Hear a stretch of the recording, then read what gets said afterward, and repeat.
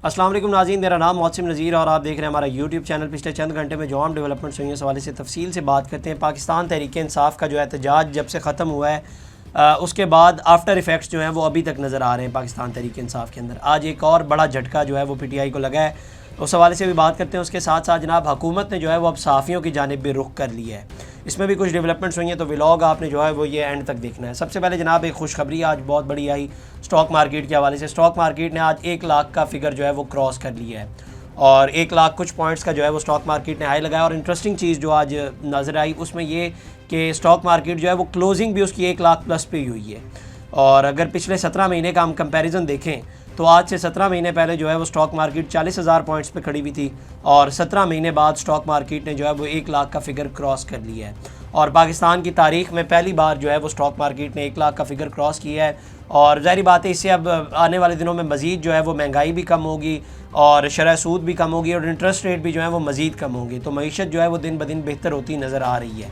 अच्छा जी, अब आ जाते हैं मतीउल्लाह जान के हवाले से बात कर लेते हैं। मतीउल्लाह जान के हवाले से कल रात को ये खबर आई कि जनाब उन्हें जो है वो गिरफ़्तार कर लिया गया है। बाद में पता चला कि जनाब उनका पता ही नहीं चल रहा, वो गायब है बिल्कुल और उनका पता नहीं चल रहा। उनके साथ साथ जो है वो साकिब बशीर साहब, वो भी बड़े सीनियर जर्नलिस्ट हैं, मतीउल्लाह जान साहब के साथ ही होते हैं, उन्हें भी उठाया गया और उसके 5 मिनट बाद ही उन्हें उतार दिया गया और उनसे कहा गया कि भाईजान आपकी ज़रूरत नहीं है, हमें ज़रूरत इनकी थी, हमने इनको ले लिया है।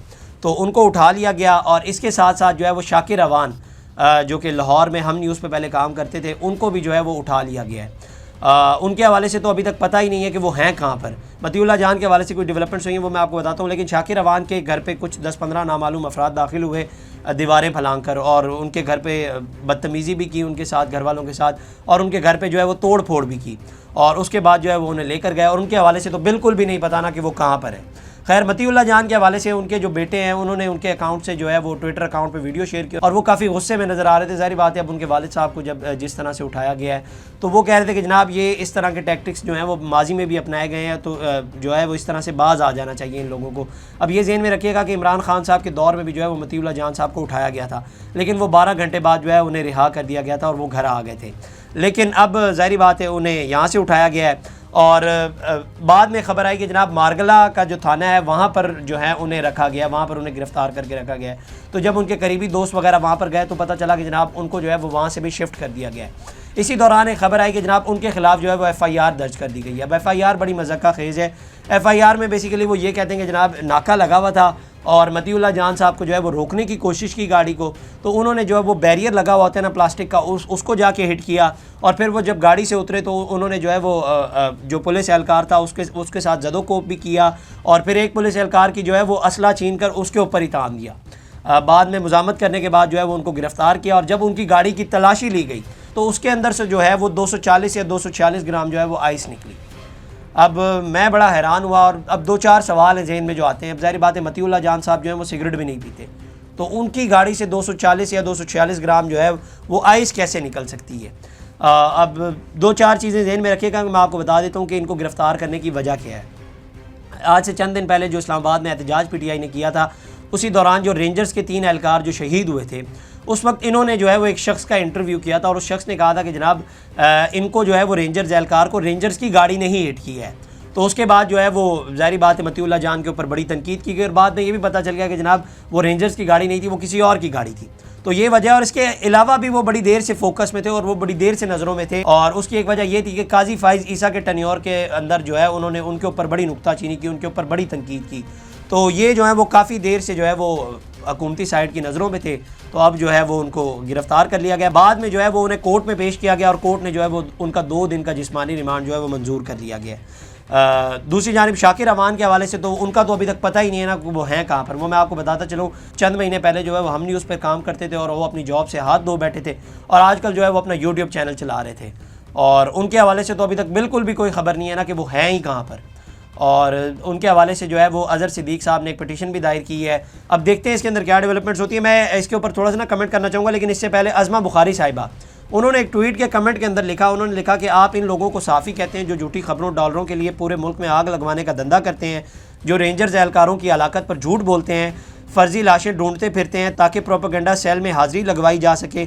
ये सहाफ़त होती है। प्लीज़ अपने बीच में से ऐसे लोगों को खुद अलहदा करें, ये आपका फ़र्ज़ है। अच्छा, अब अज़मा बुखारी साहिबा का ये क्लेम है कि जनाब ये जो है वो फ़र्ज़ी लाशें ढूंढ रहे हैं और ये प्रोपेगेंडा बना रहे हैं और ये जो है वो झूठी खबरें जो हैं वो ये फैलाते हैं।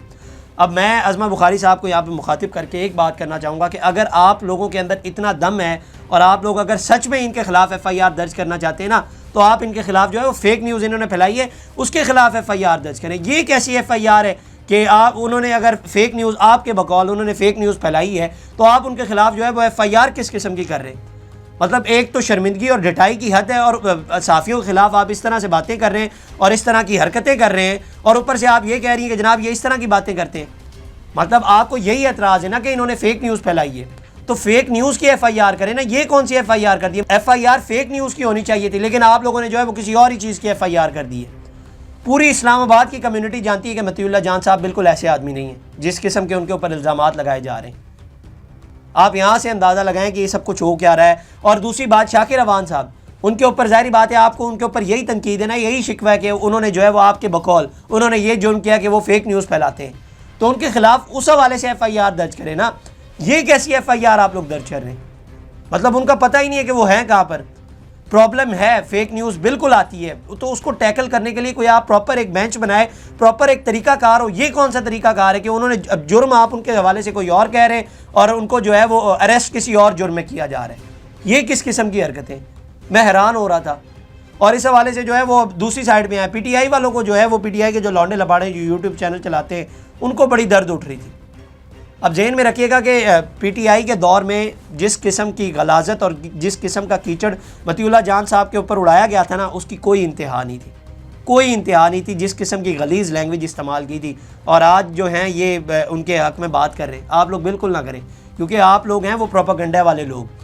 क्योंकि आप लोग इसी वजह से जो है वो मतीउल्लाह जान साहब को सपोर्ट कर रहे हैं कि वो आजकल हुकूमत को उन्होंने आड़े हाथों लिया हुआ है, तो कल को आपकी हुकूमत आएगी तो आपकी हुकूमत को आड़े हाथों लेंगे आप लोग जो हैं वो, फिर इनके ख़िलाफ़ जो है वो गलीज़ ज़बान इस्तेमाल करना शुरू कर देंगे। आप लोग प्लीज़ ऐसी बातें ना करें। बहरहाल ये डेवलपमेंट है और 2 रोज़ा जो है वो जिस्मानी रिमांड मतीउल्लाह जान साहब का मंजूर कर लिया गया है और शाकिर अवान साहब के हवाले से अभी तक पता ही नहीं है कि वो हैं कहाँ पर। अच्छा जी, अब आ जाते हैं थोड़ा सा सियासत के हवाले से थोड़ी सी बात कर लेते हैं। आप जानते हैं कि बुशरा बीबी और अली अमीन गंडापुर जो हैं वो आज मानसेरा से पेशावर पहुंच गए हैं और इसके हवाले से तस्दीक भी हो गई है।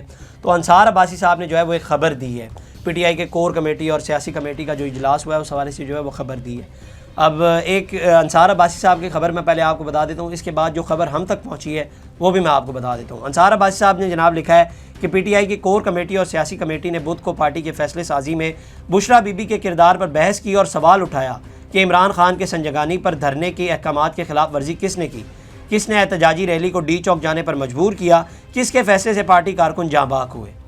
पार्टी ज़राए का कहना है कि कोर कमेटी और सियासी कमेटी ने अलहदा इजलास में एहतजाजी रैली के हवाले से मामलात पर गौर किया और दोनों फोरम्स पर पार्टी के मुख्तलिफ रहनुमाओं ने बुशरा बीबी की जानिब से अदा किए जाने वाले किरदार पर बहस की।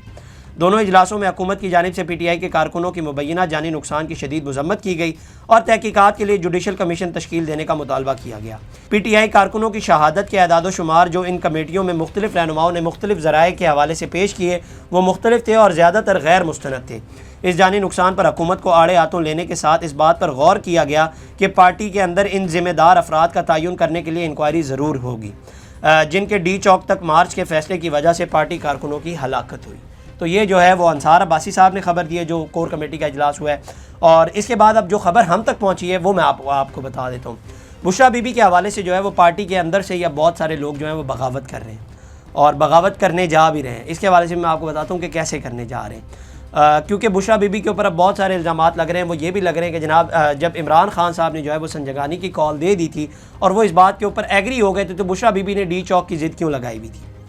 और दूसरा जो ये मसला है ना कि जो इनके ख़िलाफ़ जो है वो बगावत की जा रही है उसकी एक वजह ये भी है कि पावर स्ट्रगल है।